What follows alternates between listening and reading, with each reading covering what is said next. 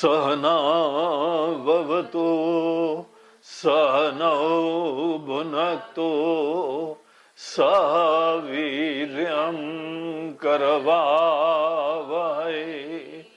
तेजस्विनावधीतमस्तु मा विद्विषावहै। ओम शांति शांति शांति।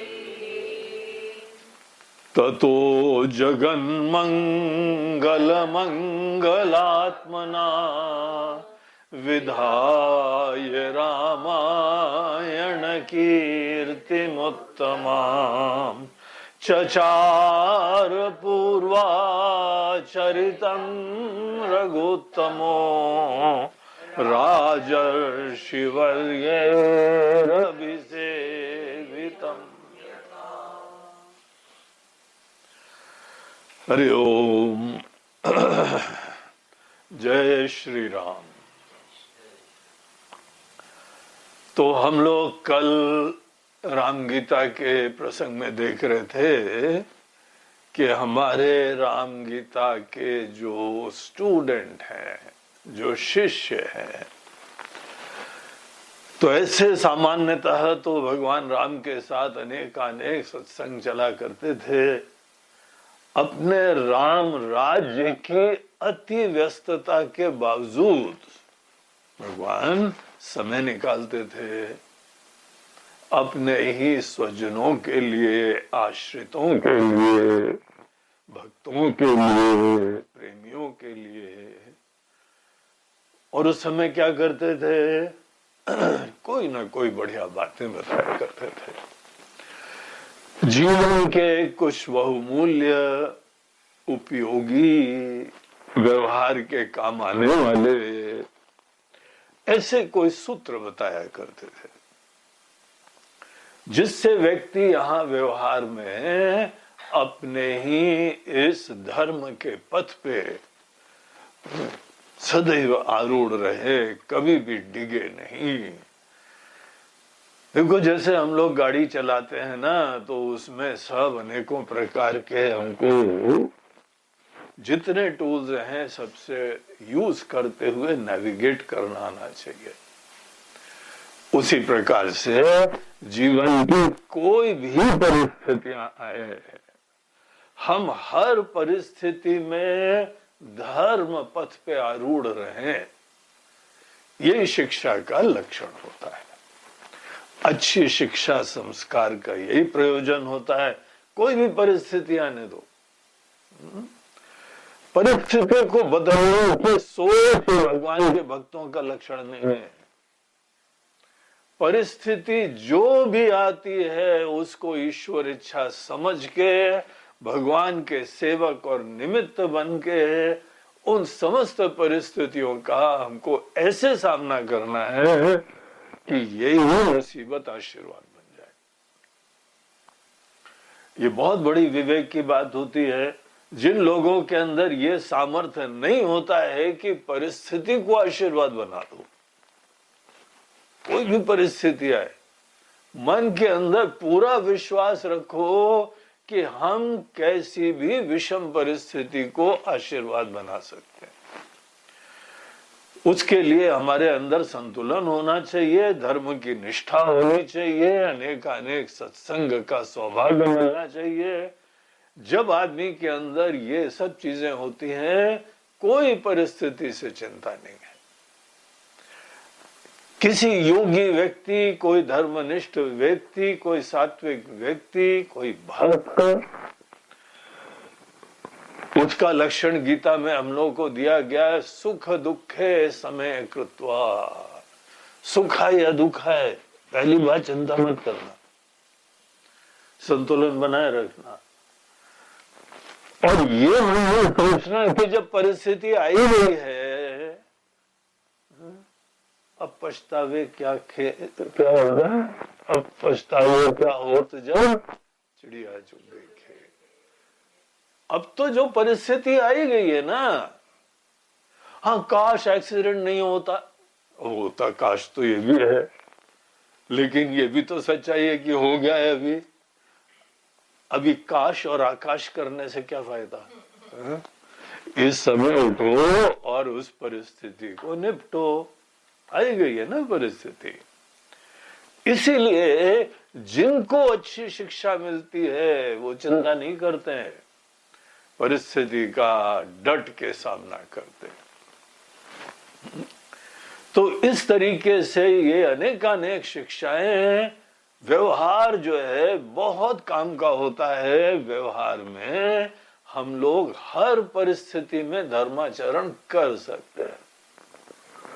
ये मत भूलना, गुरुजी आपको मिलती परिस्थिति तो पता लगती, सब शिक्षा विक्षा धरी रह जाती है आपकी। आपको हमारी जैसी सास मिलती, आपको हमारी जैसी पत्नी मिलती है, और आपको हमारे जैसे पड़ोसी मिलते हैं, आपकी भी शिक्षा बदल गई होती, आपके उपदेश बदल गए होते। ऐसा नहीं सोचना चाहिए। भगवान की शिक्षा की अवमानना होगी, आपकी गीता की शिक्षा, धर्म की शिक्षा। शिक्षा कभी परिस्थिति सापेक्ष नहीं होती है। कोई परिस्थिति आए, आप हर परिस्थिति में सर उठा के गरिमा से जी सकते हैं और सेवा कर सकते हैं। बस भगवान पे प्रगाढ़ भरोसा होना चाहिए। सामान्यतः तो ऐसे चला करता था।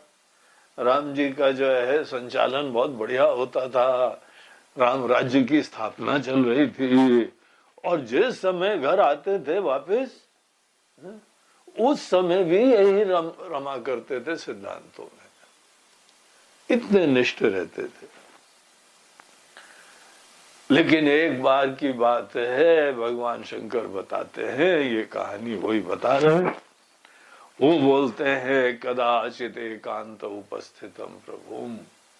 एक बार भगवान बहुत ही आराम से बैठे हुए थे, सुंदर बगिया थी, वहां पे छोटा सा तालाब था, कुछ पक्षी कलरव कर रहे थे, बहुत सुंदर वातावरण अयोध्या का था। ये सब तो जहां होगा, अपने दृष्टि अच्छी होती ना, सभी सुंदर हो जाता है। तो ऐसा एक वातावरण था, भगवान बहुत प्रसन्नता से, धन्यता से, शांति से बैठे हुए थे एकांत। कल याद है एकांत का क्या हमने अर्थ बताया? एकांत का अर्थ होता है कि आपके अलावा कुछ नहीं है। एक के अलावा जब दूसरा होता ही नहीं है तो उसमें क्या सोचना पड़ेगा, और एक इतना दिव्य है, तो उसी दिव्य में ही दिव्य होके स्थित रहना होता है। ऐसे एक समय की बात है, भगवान बैठे थे, और जब भगवान फ्री होना तभी जाके कोई बढ़िया प्रश्न करने चाहिए। कोई बिजी हो तो खा लेने दो। हाँ। इस समय गरम गरम रोटी आई है, दाल आई है, और तुमको बोलते हैं यार तुम्हारा ये आचरण ही माया है, हमको भोजन भी नहीं करने दे रहे हो, समय वगैरह का भी ध्यान नहीं देना है। हमारे गुरुदेव बता रहे थे, एक बार कहीं पे वो फ्लाइट पकड़ने वाले थे, कोई आदमी दौड़ा दौड़ा आया, आर यू स्वामी चिन्मयानंद। पहली बात तो सब लोग चिन्मयानंद जल्दी बोल नहीं पाते, चिन्मयानंद चिन्मयानंद बोलते, Chinmayanand, yes yes I am Chinmayanand. तो वो चिन्मयानंद बोलते, स्वामी जी सच अ ब्लेसेड एक्सपीरियंस, आपका दर्शन हुआ। तो स्वामी जी ने अपना बोर्डिंग पास दिखाया, यहाँ भाई लाइन में लगे हुए हैं। तो उससे बोला, स्वामी जी बहुत ही कम टाइम है, can I ask you some few questions. उन्होंने बोला, फिर बोर्डिंग पास दिखाया, भैया अब तो कौन सा जरूरी क्वेश्चन होगा, तो टाइम का ध्यान रख के पूछना। व्हाट इज वेदांत? बोला अच्छा, फिर बोर्डिंग पास दिखाया। कितना टाइम है वेदांत बताने के लिए?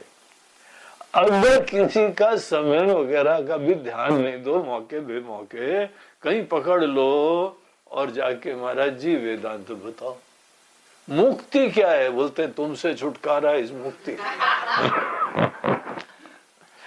ऐसा व्यक्ति जो है ऐसे प्रश्न कर रहा है ऐसे समय, उस समय बोलो आपकी यात्रा मंगल में रहे, महाराज जी हम आपके लिए भी प्रार्थना करते हैं, कुछ सेवा करें, कुछ पानी की बोतल, कुछ कोल्ड ड्रिंक, कुछ खाने के टिडबिट्स, आप आज्ञा तो दीजिए, अभी ले आता हूँ।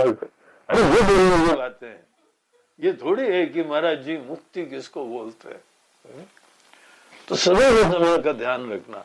जो समय का ध्यान नहीं रखते हैं और बड़े आतुर हैं प्रश्न पूछने में, they are not serious people। और अगर तुम समय का ध्यान न रख के किसी से प्रश्न करोगे तो फिर वो समझ जाते हैं, इनको टाला जा सकता है, सीरियस ही नहीं है ज्यादा। जब तक कोई सीरियस नहीं हो तो हम कैसे सीरियस हो भाई। अगर प्रश्न पूछने वाला सीरियस नहीं हो तो हमको कौन मेरे पड़ेगी। इसीलिए बहुत अच्छी तरह ध्यान रखना,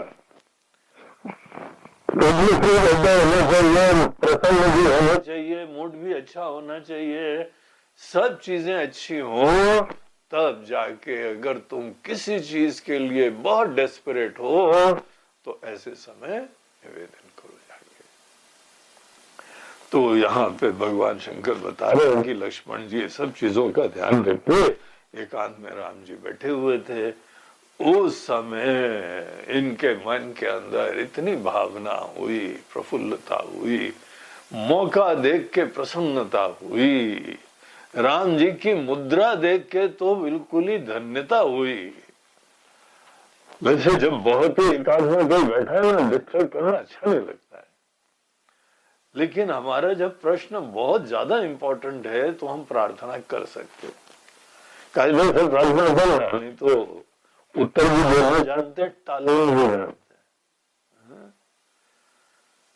तो इसलिए कायदे के वातावरण से आदमी जाए और प्रणम्य भक्त्या विनयान्वितो अब्रवीत, बड़े आदर से उन्होंने जाके प्रणाम करा और प्रणाम करके भक्ति पूर्वक विनय पूर्वक उन्होंने कुछ बोला।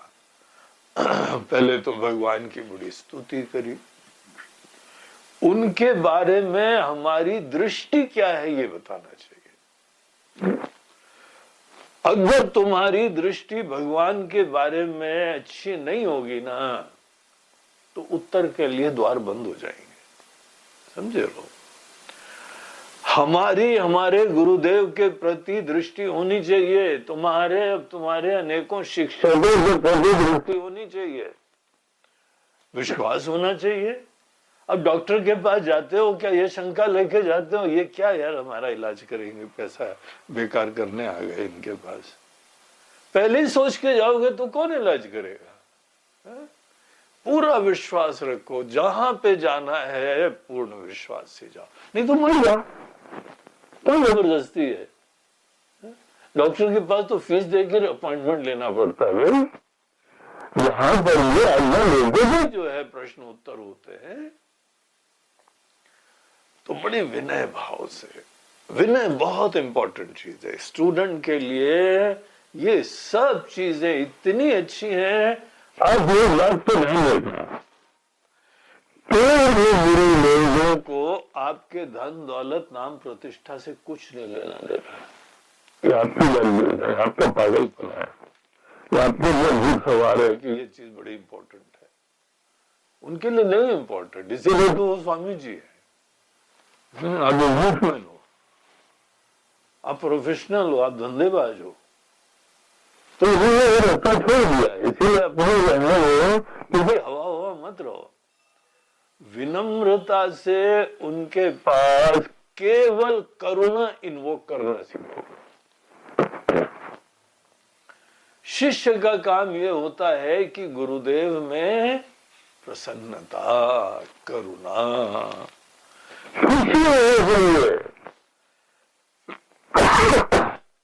उनको प्रसन्नता होनी चाहिए कि ये सिंसियर स्टूडेंट है और इसको बताने से इसका लाभ होगा।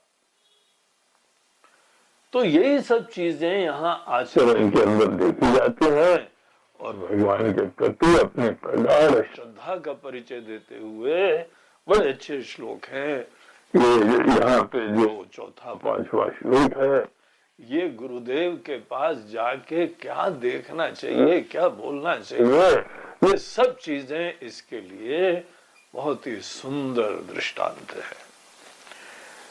तो ये सब बातें उनके पास बोलते रहे, बोलते प्रभु आपके जो भक्त होंगे, विश्वास करते हैं आपके प्रति, आप उनका सब अज्ञान खत्म कर देते हैं, ऐसा हमारा विश्वास है।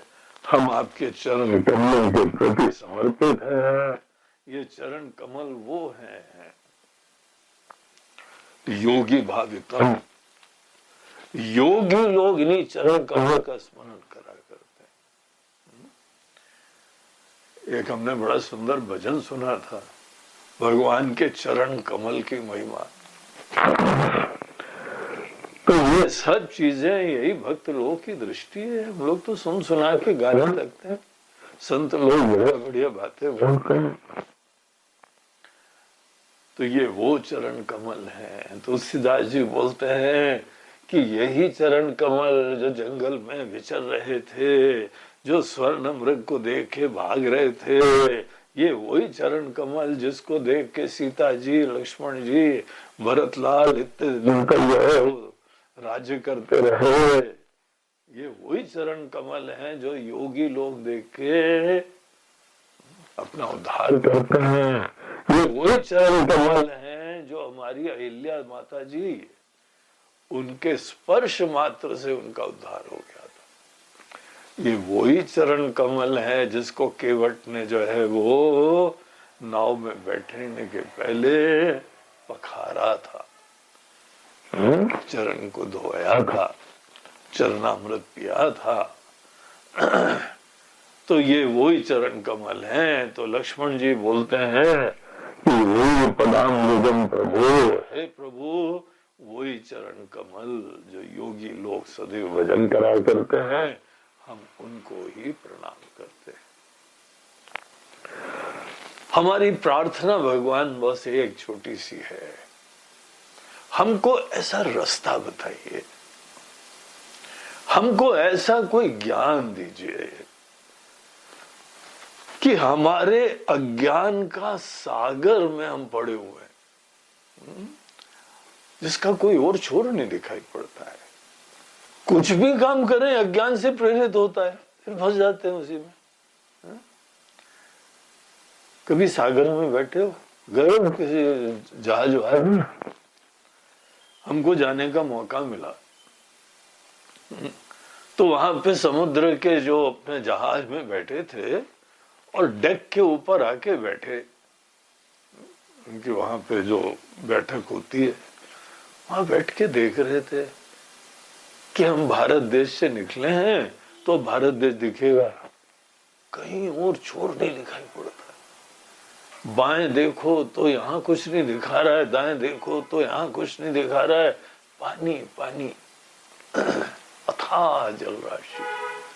और उसके अंदर हमारी छोटी सी नाव जो है वो समुद्र के दृष्टिकोण से कितनी बड़ी भी हो, छोटी रहती है, उसमें जो है तैर रही है। और कई बार कोई नाव में डूब जाए, उसको तैर के बाहर जाना हो, सोच लो। छोटी मोटी जो है नदी वदी तो पार कर लोगे, स्विमिंग पूल में तो डाइव मार के पार कर लोगे, लेकिन समुद्र अपार वारिधिम, जिसका कोई पार नहीं दिखाई पड़ता है। भगवान हमको अपना अज्ञान भी समुद्र जैसा दिखाई पड़ता है, ना अपने बारे में जाने, न दुनिया के बारे में जाना, न लोगों के बारे में जाने, कौन कब तक टिका रहेगा कुछ नहीं पता, कौन स्वस्थ रहेगा बीमार रहेगा कुछ नहीं पता हमको, कौन रहेगा नहीं रहेगा ये भी नहीं पता, हम भी रहेंगे नहीं रहेंगे ये भी नहीं पता। इस चीज का एहसास किसी भी ज्ञान के पथ पे चलने वाले के लिए आवश्यक होता है। हम अज्ञान के सागर में हैं, इसका एहसास होता है क्या? अगर होगा ना तो पता क्या होएगा, अब ज्ञान की दिल से तलाश चालू कर दोगे। अगर हमको अपने अज्ञान का एहसास ही नहीं होता है, इसीलिए हमको कोई जबरदस्ती नहीं पड़ती है, हमको कोई प्रेरणा नहीं होती है जाके ज्ञान की प्राप्ति करने के लिए, क्योंकि that is not my problem. हम तो बड़े समझदार हैं। तो गीता का एक पैकेज है, गीता के ज्ञान का, उसको हम लोग होलिस्टिक लिविंग कहते हैं, समग्रता से जीना। तो हमने उनको बुलाया, उनको बोला देखो होलिस्टिक लिविंग पैकेज है, गीता का सार है, जीवन जीने की कला है जो भगवान कृष्ण ने बताई है। तो काफी लोग बड़े उस श्रद्धा से, भक्ति से आए और बड़ा ध्यान से उन्होंने पूरा कोर्स अटेंड करा। ये सज्जन हमारे पास आए, बोलते महाराज जी ये सब हमको जरूरत थोड़ी है। बोला अच्छा, तुमको गीता के ज्ञान की जरूरत नहीं? अरे महाराज जी काफी धंधा करा है हमने, I am a very successful businessman. और अगर हमने दुनिया में कोई काम धंधा करा है तो आप सोचते हैं बगैर कोई समझदारी नहीं करा है क्या? I am very smart fellow, हम बड़े ज्ञानवान हैं। हमको अपना बैंक बैलेंस देख देख के अपनी पीठ थपथपाने का मन करता है, और कोई तारीफ नहीं करे कई बार तो हम अपनी कर लेते हैं। धन्य हो तुम, कृतार्थ हो तुम, महान हो। ऐसे व्यक्ति को आप बुला रहे हैं कि ज्ञान प्राप्त करो। और आज हम बड़े ज्ञानी हैं। हाँ बोला भाई साष्टांग दंडवत प्रणाम, आपको नमस्कार है, आप तो गीता के ज्ञान के भी परे है। अब इस प्रकार की अगर किसी की सोच हो तो कभी ज्ञान की इच्छा होगी क्या? सत्संग के लिए इच्छा होगी। उसके बाद हमने उनको दोबारा बुलाया ही नहीं। फिर एक दिन बोलते हैं गुरु जी बहुत दिन से याद नहीं करा। हमें बोला करते हैं कभी कभी, तुम्हारे अभिमान का याद करते हैं, तुम्हारी हवा का याद करते हैं, और कैसे माया के चक्कर में भगवान किसी को भगा देते हैं वो याद करते हैं। तुम्हारे अंदर विनम्रता ही नहीं, ज्ञान की प्राप्ति की प्रेरणा ही नहीं। बोलता कभी खाने पीने के लिए चलना हो तो बुला लेना, बोला नहीं चल रहा। वो जब भी आते हैं बोलते हैं कोई स्पेशल ओकेजन, आइए बाहर खाने के लिए चलना है। उनकी बुद्धि वहीं तक काम करती। एनीवे, यहाँ पे दुनिया में हर प्रकार के लोग हैं, भगवान ने सबको स्वतंत्रता दे रखी है। जिनके अंदर अपने अज्ञान का एहसास होता है वो जाते हैं और ज्ञान की प्रार्थना करते हैं। बड़े दिव्य उस समय सत्संग चलता है, दिव्य उपदेश होता है। तो ऐसा जो है लक्ष्मण जी ने भगवान से प्रार्थना करी, और फिर जो है वो भगवान क्या बोलते हैं, आइए छठे श्लोक में हम लोग पहले श्लोक चैंट करें और फिर उसके बाद देखना चालू करते हैं। श्रुत्वाथ सौमेत्रि वचोऽखिलं तदा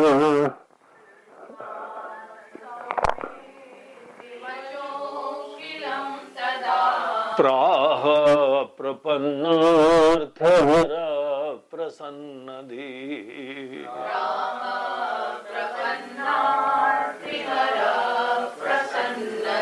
विज्ञानमज्ञानतमः प्रशान्तये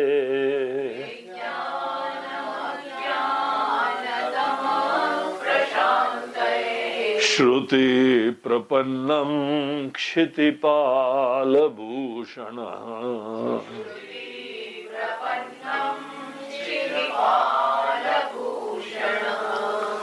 श्रुत्वा अथ, तो ये बात तदुपरांत, ऐसा जब कहीं प्रार्थना करी जाती है तो आप सोच लो भगवान का हृदय आपने जीत लिया, उनके हृदय में प्रेरणा जगा दो।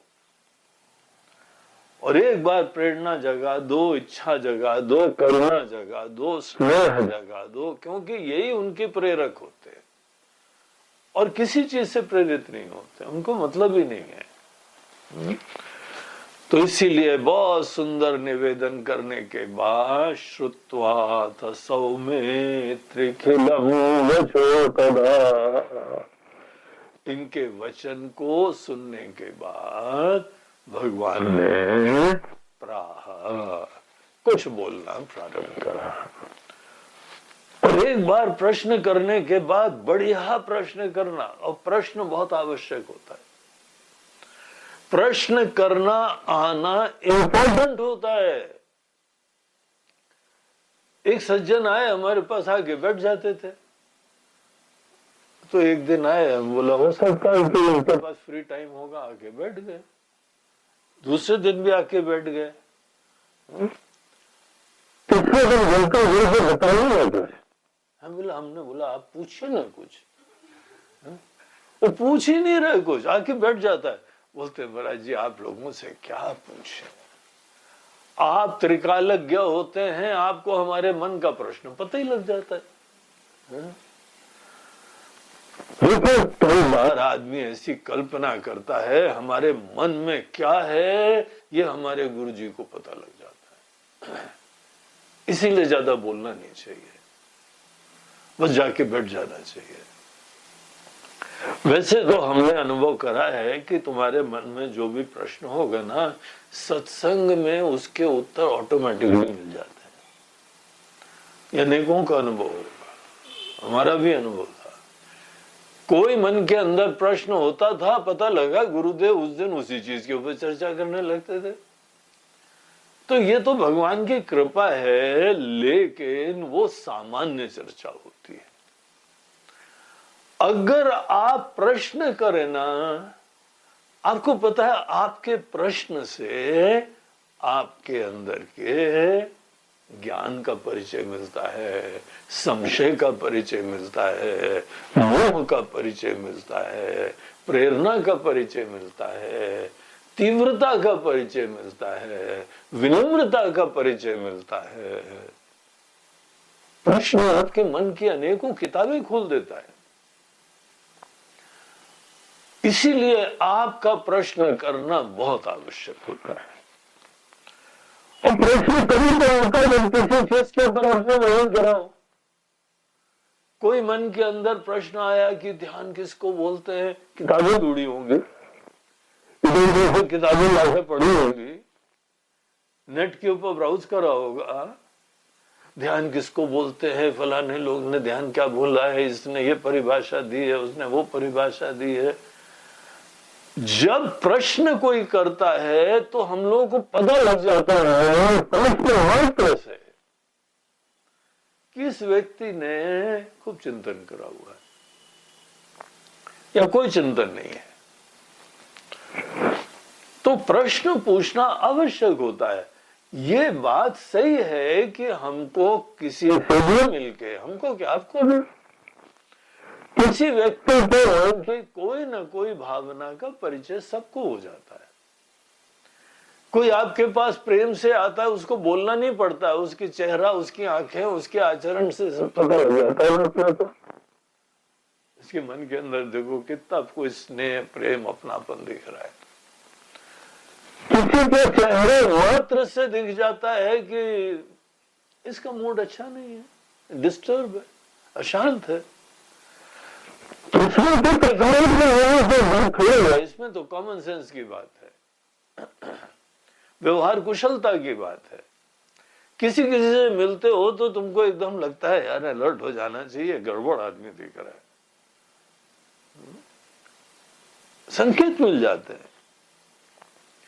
तो हर व्यक्ति को, और ये ज्ञानी लोग तो बहुत सारी चीजें जानते हैं, निश्चित रूप से इनको कुछ ना कुछ परिचय मिल जाता है। लेकिन तो भी व्यक्ति को अपने प्रश्न जरूर अपने मुंह से करने चाहिए। तो ये उसका जो है चिंतन का क्षेत्र पता लगता है, चिंतन की गहराई पता लगती है, इस विषय में कितना स्टडी वैल्यू है पता लगता है, ये हम लोगों की परंपरा है। तो गुरु उपसदन और परिप्रश्न, युद्ध के अंदर भी भगवान कृष्ण अर्जुन को कुरुक्षेत्र के मैदान में भी ये परंपरा का परिचय देते हैं। मुंडक उपनिषद, जहां पे इस संदर्भ में हम लोगों को उपनिषदों का प्रमाण मिला है, वहां पर भी यही बात बताते हैं। बोलते हैं किस गुरु के पास जाना चाहिए? तुम्हारे गुरु को हमने कल बताया था ना, श्रोत्रिय और ब्रह्मनिष्ठ दो होने चाहिए।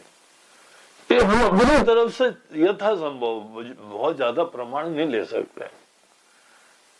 हम थोड़ा किसी गुरु के पास जाएंगे, गुरु जी जरा अपना सर्टिफिकेट दिखा दो, आपने कितने शास्त्र पढ़े हैं जरा हमको बता दो, और कितने ज्ञान में डूबे हो जरा इसका भी हमको प्रश्न करना है।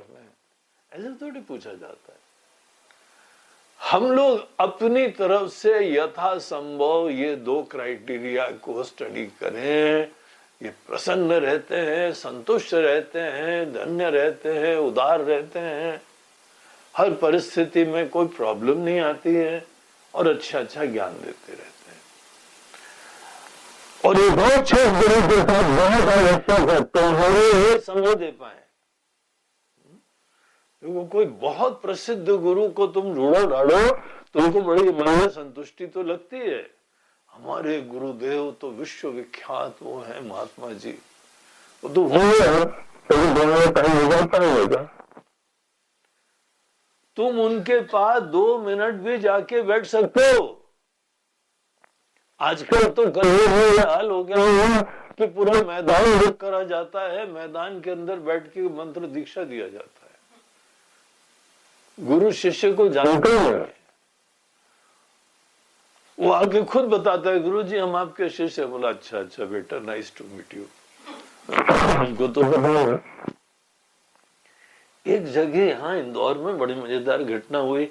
हमको किसी आश्रम में बुलाया गया और वहां पे कोई बोला, महाराज जी यहाँ पे जो है मंत्र दीक्षा कार्यक्रम हो रहा है, तो आप पधारिए।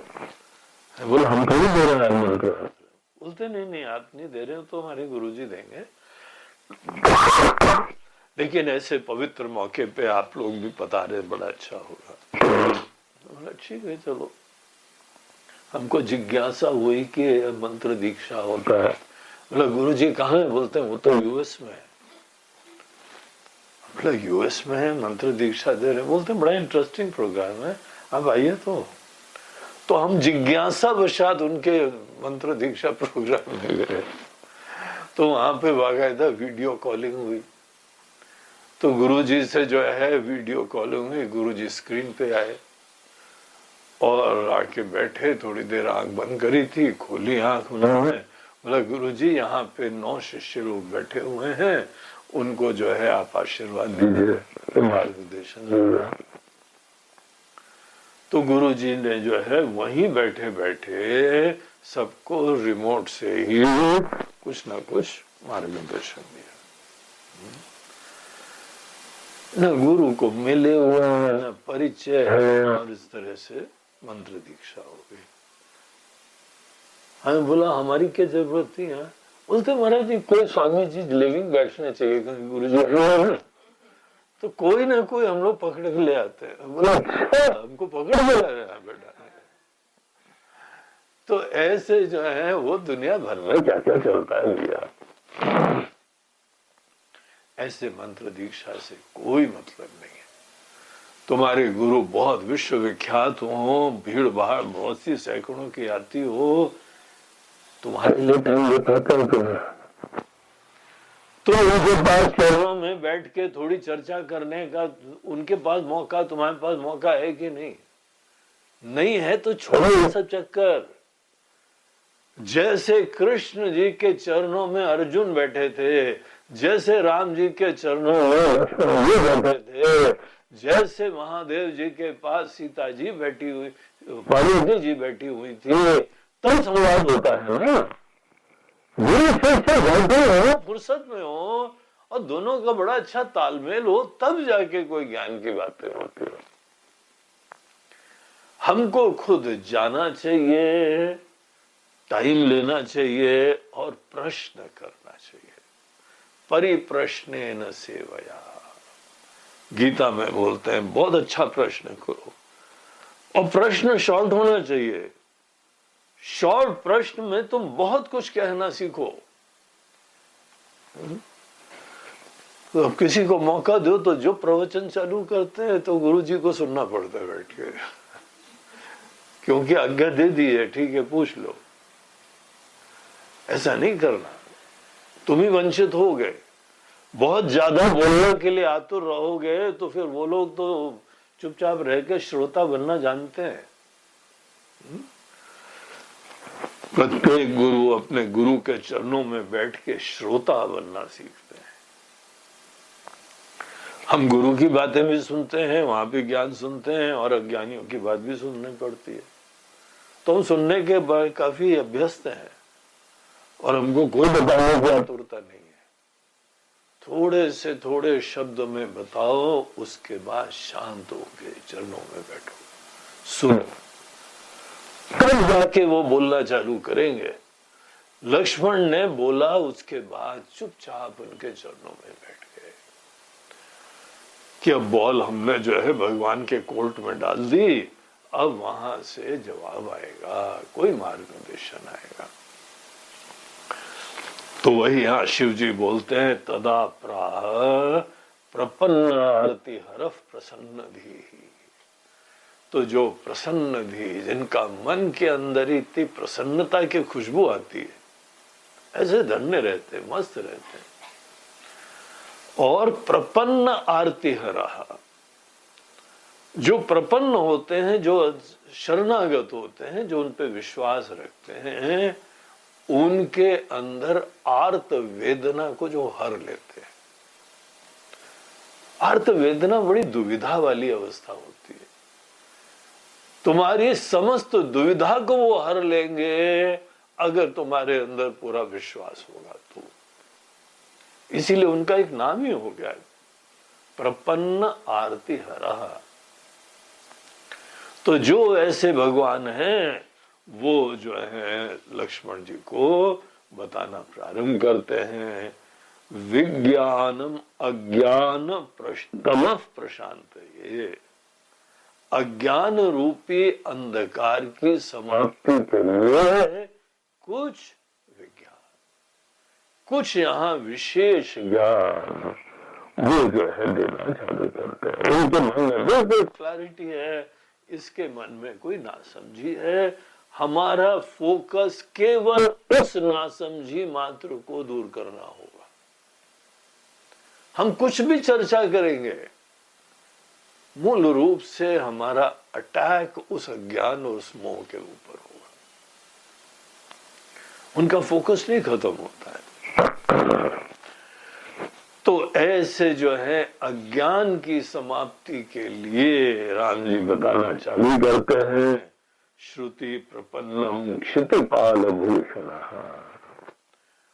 तो ऐसे राम जी जो कि राजा हैं, जो कि इतना जो है क्षिति पृथ्वी के पालन करने वाले हैं, सब एडमिनिस्ट्रेशन देखने वाले हैं, दुनिया भर का मैनेजमेंट करते हैं, ऐसे भगवान पूरे राज्य का संचालन, इकोनॉमिक्स है, डिफेंस है, सोशल एडमिनिस्ट्रेशन है, सब दुनिया भर की चीज में दक्ष भगवान।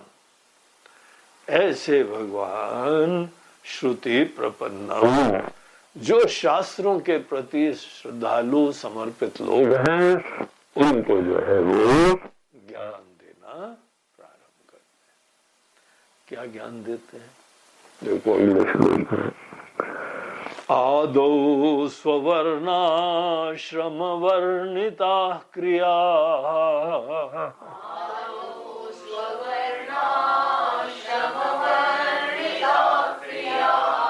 कृत्वा समासालित शुद्ध भावना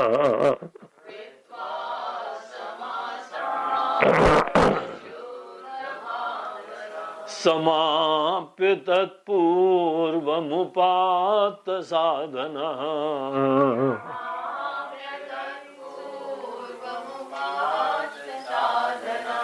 समाश्रये सद्गुरुमात्मलब्धये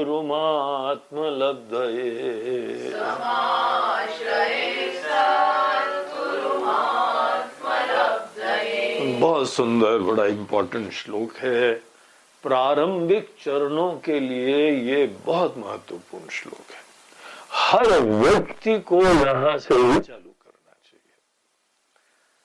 तो उसके लिए भगवान बोलते हैं कि अर्जुन देखो, तुमको, अर्जुन ने हमको तो गीता की यादें आती रहती हैं, लक्ष्मण जी, तो लक्ष्मण जी को जो है वो बोलते हैं कि तुम्हारा प्रश्न यही था, अज्ञान रूपी तुम सागर के पार जाओ, है ना।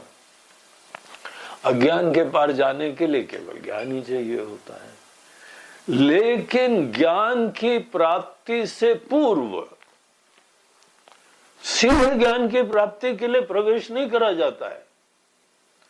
पहले जो है ज्ञान के लिए पात्रता उत्पन्न करनी पड़ती है। तुम कितने समझदार क्यों ना हो, व्यवहार में दक्ष क्यों ना हो, अनेकों तुमने यहाँ व्यवहार में उत्पन्न कर ली हो, सब अच्छी बात है, सतत कर्म करते रहे हो, लेकिन ये सब कर्म करने के बावजूद ये सच्चाई है कि आज अज्ञान में पड़े हुए। हमारे अंदर कुछ न कुछ अभी अज्ञान की समस्याएं चल रही है। हम अज्ञान को खुद दूर करने में सक्षम नहीं हुए। हमको यहाँ पे कर्म के क्षेत्र का एक अलग प्रयोग करना पड़ता है। देखो, कर्म का क्षेत्र बहुत प्रकार से आशीर्वाद होता है।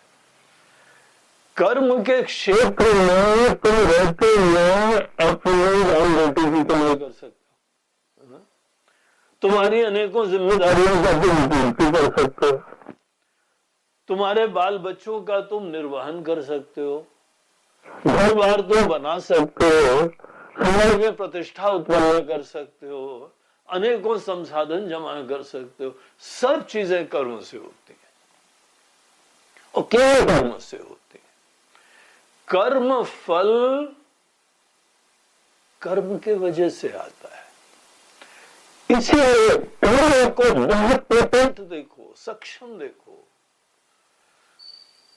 कई बार भक्त लोग ये सोचते महाराज जी बगैर कर्म करे फल मिल सकता है क्या? ऐसा भी कोई तरीका हो तो बता दो जरा, थोड़ा मेहनत कम हो जाएगी। फल तो चाहिए। अभी ऐसी बात है कि किसी बच्चे ने पढ़ाई नहीं करे, महाराज जी तो पढ़ाई पे खर्चा उठाने का तरीका है क्या? जुगाड़ बुगाड़ बोलते ऐसा करना हो तो तुमको बिहार जाना पड़ेगा। बिहार के एजुकेशन सिस्टम में ऐसा हो जाता है। कुछ ना कुछ बगैर पढ़े दाएं बाएं तिगड़म over the table under the table ये काम हो जाता है। लेकिन तुमको नौकरी मिलेगी ये कोई भरोसा नहीं है। तुम्हारा सर्टिफिकेट देखो, अच्छा बिहार के हो और वो भी फलानी जगह के हो, फिर तो यार तुम बुरा रास्ता देखो जाके। तब तक जो है वो कोई ज्ञान का जो है प्राप्ति नहीं है। हमको मेहनत करनी पड़ेगी, पढ़ाई करनी पड़ेगी, तब ज्ञान प्राप्त होता है। कर्म करो, फल प्राप्त करो। बगैर कर्म के तुमको फल मिले तो छूना मत। ऐसा स्वाभिमानी और सिद्धांत बनो जीवन में। किसी और से मेहनत कभी छूना नहीं। आपकी चीज है महाराज जी यहाँ रखी है पड़ी हो, हमने मेहनत ही नहीं करी तो हमारा अधिकार नहीं है उसमें। जो तुमने मेहनत नहीं करा है तुमको सरकार भी भले कुछ ना कुछ दे, तुमको इसकी उपेक्षा करनी चाहिए। फोकट की चीज तुमको लेने का मन में सिद्धांत नहीं रखना चाहिए। कर्म से ही कर्म फल प्राप्त करेंगे और किसी प्रकार से नहीं प्राप्त करेंगे।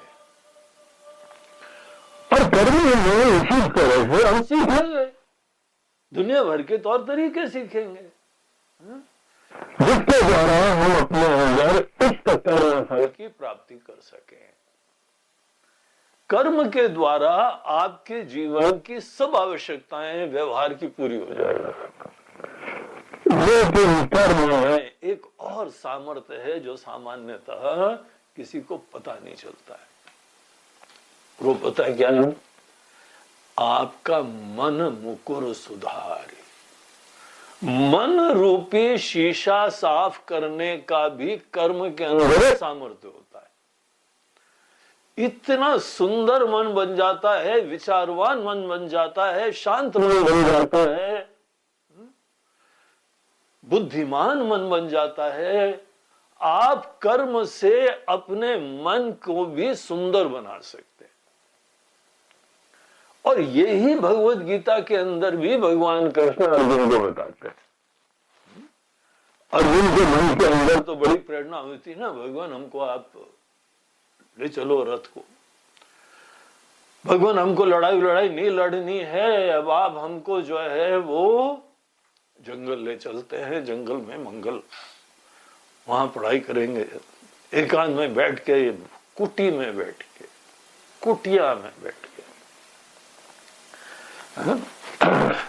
भगवान कृष्ण ने बोला, अर्जुन तुम्हारे विचार तो बड़े अच्छे हैं, तुम्हारी प्रेरणा बड़ी अच्छी है, लेकिन तुमको पहले कर्म के क्षेत्र में जीना आना चाहिए। कई बार आदमी के अंदर ज्ञान की प्राप्ति की प्रेरणाएं कर्म के क्षेत्र से पलायन की वजह से होती है। तो मैंने तो बाजार की परिस्थिति में डर गए हो, घबरा गए हो, भारी पड़ रही हैं जिम्मेदारियां। दरअसल मन के अंदर ये चक्कर है, तो ऊपर से बोल ज्ञान प्राप्त करेगा। तुमने कोई न कोई सपने रखे थे, सपने पूरे नहीं हुए। तो सपने पूरे हुए नहीं तो फिर तुमने देखा बाबा जी बैठे हुए, बाबा जी चेला बना लो, शिष्य बना लो, हम भी ब्रह्म ज्ञान प्राप्त करेंगे। तो भगवान बोलते हैं कि अर्जुन ऐसा नहीं, कर्म के क्षेत्र का ये प्रयोग तुमको करना चाहिए कि तुम्हारा मन रूपी शीशा साफ हो जाए। ये कर्म का बहुत सुंदर सामर्थ्य होता है। तो ये आज तक हमने बहुत कर्म करे हैं, बड़ा पैसा कमा लिया, बड़ा नाम कमा लिया, ये कर्म का छोटा कर्म की ब्यूटी तब होती है जब तुम अपने कर्म से मन को सुंदर बनाओ। गीता का एक श्लोक आता है, योगिनः कर्म कुर्वन्ति संगम त्यक्त्वा आत्मशुद्धये। योगी लोग कर्म करते हैं मन को शुद्ध करने के लिए। तो इस तरीके से कर्म का ये बहुत सुंदर सामर्थ्य होता है। जो कई लोग यहाँ दुनिया में कितने बुद्धिमान होते हैं, इनकी बुद्धि कितनी सूक्ष्म होती है। हम अपनी बुद्धि को सूक्ष्म, एकाग्र, चिंतन योग्य, सात्विक कर्म के क्षेत्र में बनाते हैं। इसीलिए अगर तुम जीवन में ज्ञान की प्राप्ति के लिए सीरियस हो तो तुमको पहले कर्म का एक उस ऑब्जेक्टिव के लिए प्रयोग उतनी ही निष्ठा लगन से करना चाहिए। कुछ भी कर्म करना, बस हमने जुगाड़ कर लिया, दाल रोटी कमा ली, घर बना लिया, महाराज जी घर क्या महल बना लिया, कभी पधारो कभी पधारो, चरण कमल रखिएगा। अब इस प्रकार के आदमी ने बहुत मेहनत के उपलब्धि करी और उसके बाद अपना घर वर बना लिया, बोलते हैं उसमें हमको इंटरेस्ट नहीं है। हम तुम्हारे घर में आएंगे, उससे तुम्हारा घर पवित्र होगा, वो हमारा आइडिया नहीं है। तुम हमारे आश्रम में आओ, अपनी अकल को पवित्र कर दो। हम तो जो घर में वहां पर जो है वो तुम्हारे अभिमान और मेहनत से प्राप्त तुम्हारे दुनिया भर का जुगाड़ करके एक फ्लैट बना लिया है, तो उसमें हम क्या करेंगे? तुमको जो है ये ही लक्षण रखना चाहिए। तो तो यही गीता में बताया, कर्म से मन को सात्विक कैसे करते हैं। गीता के अंदर भगवान कृष्ण वहां पे वर्ड यूज करते हैं योगी बनना चाहिए। अगर योगी बनने का मतलब होता है कि कर्म के क्षेत्र में तुम्हारा मन निर्मल हो जाना, शांत रहना, विचारशील रहना। किसी भी परिस्थिति में तुम्हारी विचारशीलता खत्म तो नहीं होती है क्या? तुमको बहुत ही खुशियां दो तो तुम्हारा दिमाग खराब तो नहीं होता है? अभिमान तो नहीं हो जाता है? तुमको बहुत असफलता मिलती, विफलता मिलती है, कोई पीड़ा मिलती है, किसी की मृत्यु का सामना करना पड़ता है, स्वजनों से दूर हो जाना पड़ता है, तो तुम्हारे हार्ट ब्रेक्स तो नहीं होते हैं? कि उस परिस्थिति का भी तुम यथार्थ देख पाते हो। कर्म के क्षेत्र में सुख दुख समय कृत्वा लाभा लाभो जय अजयो, ये सुख दुख लाभ हानि ये सब आने जाने वाली चीजें। इस दृष्टि से कर्म को करना चाहिए जिससे कि तुम्हारे मन में बुद्धिमत्ता बढ़ती चली जाए।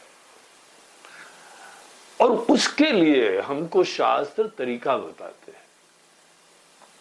बोलते सब कर्म हमको नहीं करना है, तुम्हारी प्रकृति, तुम्हारे कर्तव्य जो होते हैं मात्र उसमें फोकस करो। किसी दूसरे व्यक्ति के अंदर दूसरी प्रकृति है, ठीक है, तुमको कोई उसे नकल नहीं करने की जरूरत है।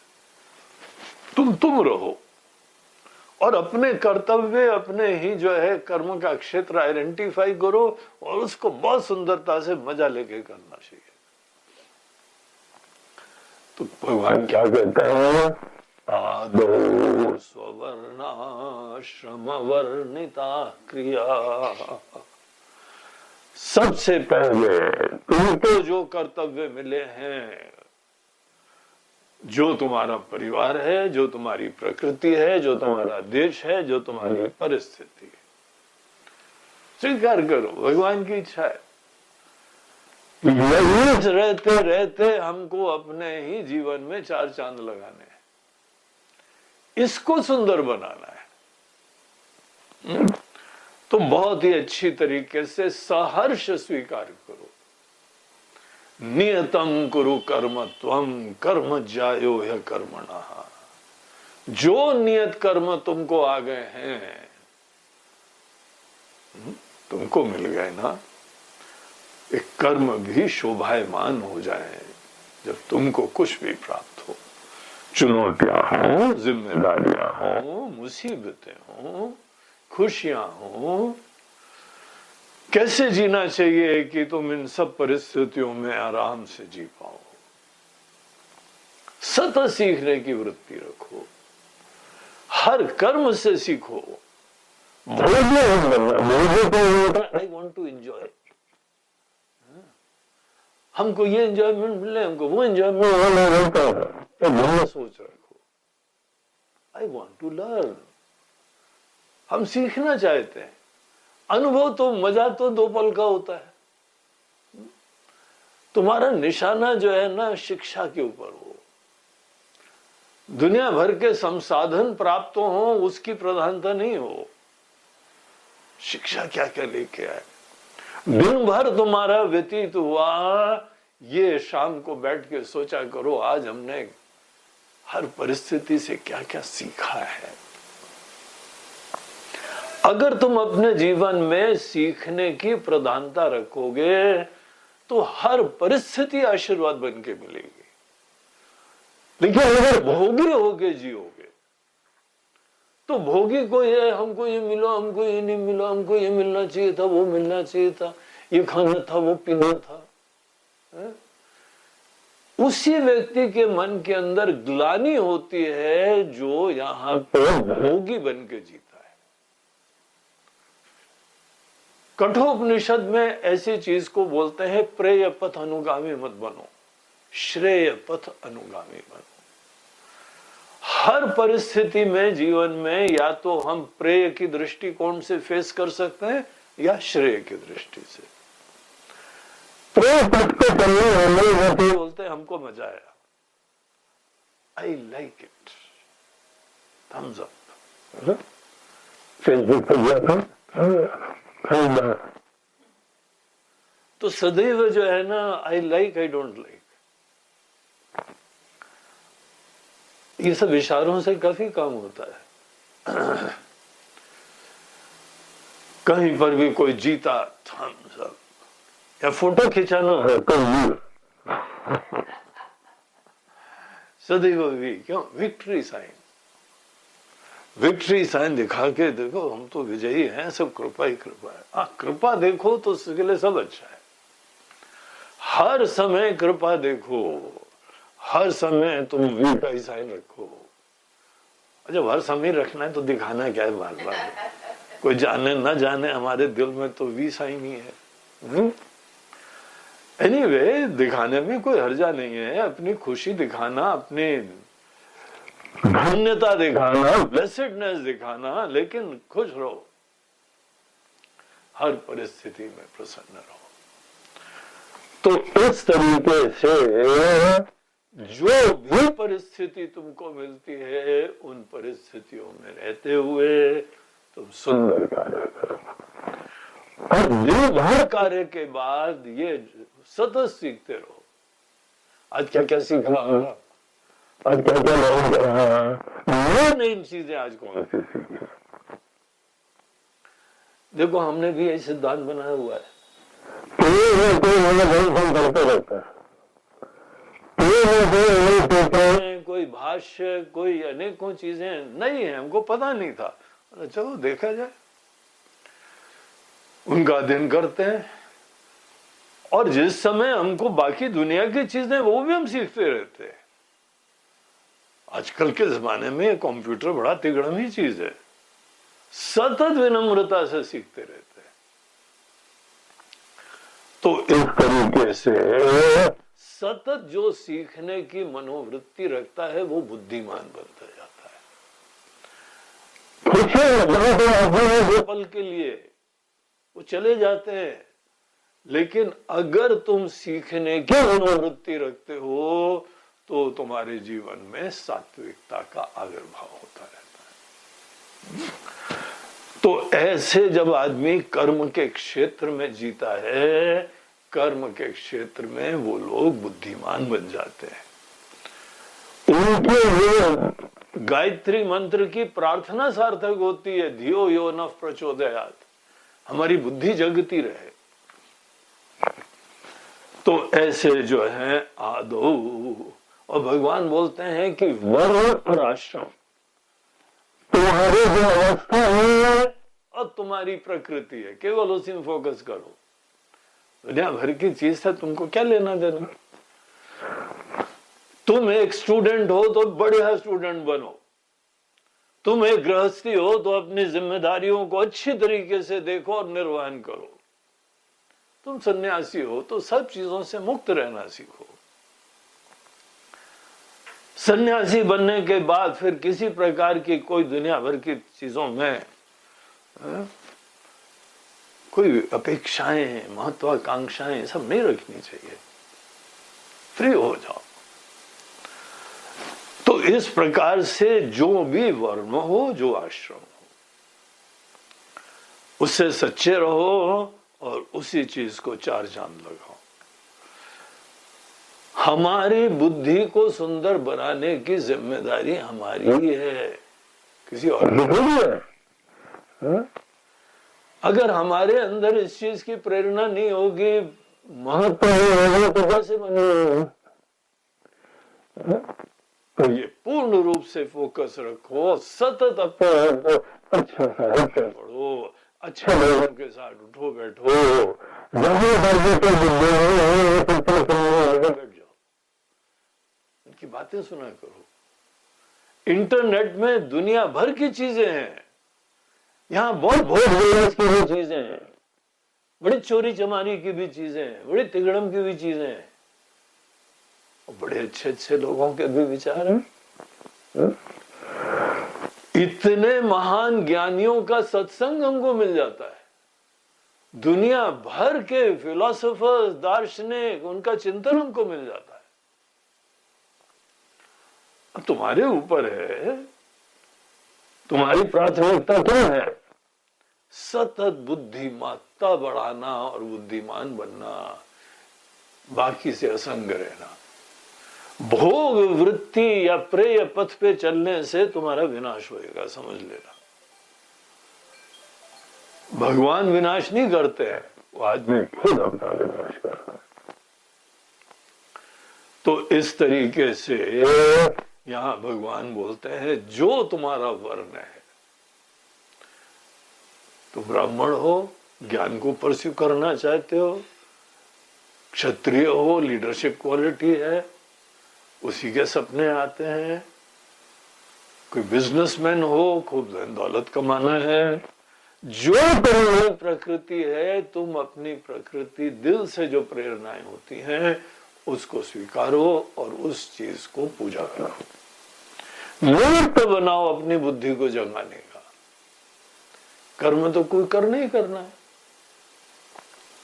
तो इस तरीके से आदौ सबसे पहले कर्म के क्षेत्र में हर व्यक्ति को योगारूढ़ बनने के लिए स्ववर्णाश्रम वर्णिता क्रिया आदौ कृत्वा समासादित शुद्ध मानस, और इसके द्वारा तुम्हारा जो मन है, शांत सुंदर मन की प्राप्ति तुम करो। देखो थोड़े दिन यही एजेंडा लेके चलते रहो, देखो थोड़े दिन में तुम्हारी बुद्धि बढ़ती चली जाएगी, ज्ञान की प्राप्ति होती जाएगी। कोई रोक नहीं सकता तुमको आगे बढ़ने में, न तुम्हारे फील्ड में, न दुनिया के जीवन के रहस्यों के बारे में। उसके बाद भगवान बोलते हैं कर्म के क्षेत्र में सबसे बड़ी उपलब्धि तुम्हारी मन को सुंदर बनाना है। हनुमान चालीसा पता है ना? श्री गुरु चरण सरोज रज निज मन मुकुर सुधारी, निज मन मुकुर सुधारी। तुम्हारे मन रूपी शीशे को साफ करना कर्म के क्षेत्र का सबसे बड़ा योगदान है। ऐसा करने के बाद अब कर्म का क्षेत्र तुमको कुछ नहीं दे सकता है। कर्म का योगदान खत्म। कर्म का योगदान तुम्हारे मन को मांझना होता है। बर्तन मांझते हैं ना, जैसे चकाचक चमाचम, वैसे ही अपने मन को मांझना होता है। और उसके बाद फिर कर्म करना भी आता है, और कर्म को किनारे करना भी आता है। देखो ये दूसरा स्टेप कितना इंटरेस्टिंग बताते हैं भगवान। समाप्त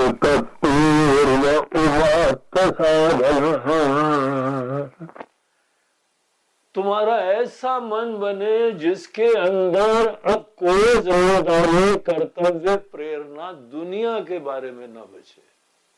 जिज्ञासा होगी और जानने की इच्छा होगी,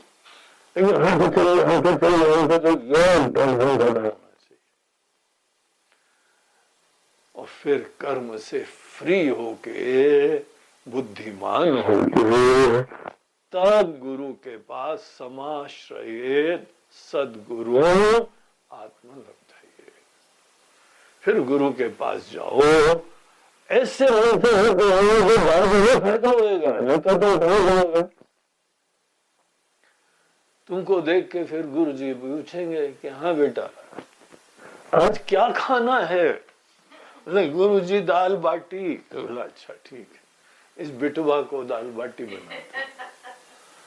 अच्छा आज क्या खाना है? बोलते हैं गुरु जी एक सुना है कोई सिजलर करके होता है, सिजल करता करता है, वो देखा नहीं कभी है, दिखवा दो। बोलते दिखवा दो क्या? बनवा देते हैं अभी यहीं पे।